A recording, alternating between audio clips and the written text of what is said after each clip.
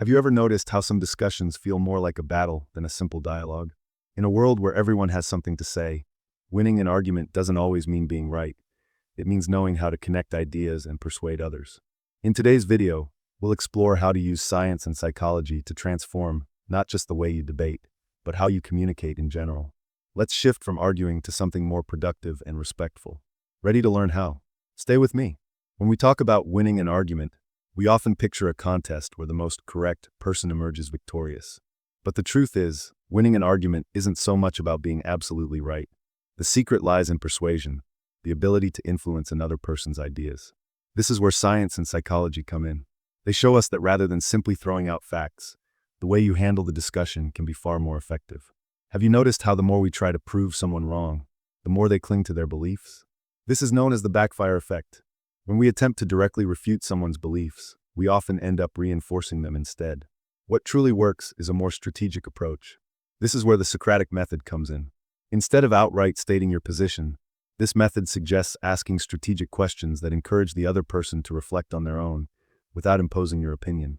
For example, instead of starting a discussion about raising the minimum wage by saying, "It's essential to increase the minimum wage," you could ask, "Do you think the rise in the cost of living should be matched by a wage increase?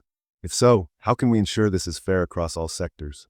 This simple shift prompts the other person to think more deeply about the issue, often uncovering inconsistencies in their own reasoning, without you needing to be confrontational. This method allows the other person to arrive at the same conclusion as you, but without feeling pressured. It creates an environment of mutual respect, making the debate more constructive and less defensive. Another crucial aspect is active listening. Often, we're so focused on formulating our next response that we don't truly hear what the other person is saying. Genuinely listening, with the intention to understand, fosters an atmosphere of trust and openness. And when you show that you're paying attention, the other person is more likely to reconsider their stance. Active listening goes beyond words. It involves observing emotions, gestures, and nuances in speech, which can help identify contradictions in the opponent's argument. For instance, if someone argues against raising the minimum wage by saying it would lead to unemployment, but later mentions that wages in some areas are too low, you can leverage this. You mentioned that wages in some areas are low. How can we address that imbalance without harming the job market? This approach encourages the person to reconsider their position without feeling attacked. Now, imagine the impact of a strategic pause in a conversation. Silence can be uncomfortable, but it's a powerful tool. When you leave a moment of silence after making a point or asking a question, it creates a space for reflection, which can lead the other person to reveal more information or adjust their reasoning. This can weaken their argument without you needing to be aggressive. The key is to use pauses sparingly. Overdoing it might make you seem uninterested or overly provocative. But when used correctly, it turns the conversation into a more thoughtful exchange. We also need to be aware of our cognitive biases, thinking patterns that distort our view of the world. We all have them, like the confirmation bias, which makes us give more weight to information that supports our beliefs while ignoring what contradicts them. By understanding this, you can structure your arguments more effectively, presenting balanced and hard-to-ignore information.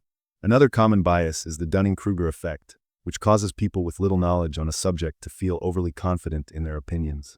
Recognizing these biases helps us improve our arguments and identify when others are being influenced by these mental distortions. Body language also plays a crucial role. How we present ourselves physically can impact the discussion far more than we might realize. For example, maintaining an open and confident posture, like a Superman pose, can boost our sense of control and make others more inclined to listen. On the other hand, defensive gestures, like crossing your arms or avoiding eye contact, can give off an impression of insecurity. Keeping a balanced and calm posture conveys authority and makes persuasion easier. Additionally, emotional appeal is a powerful tool.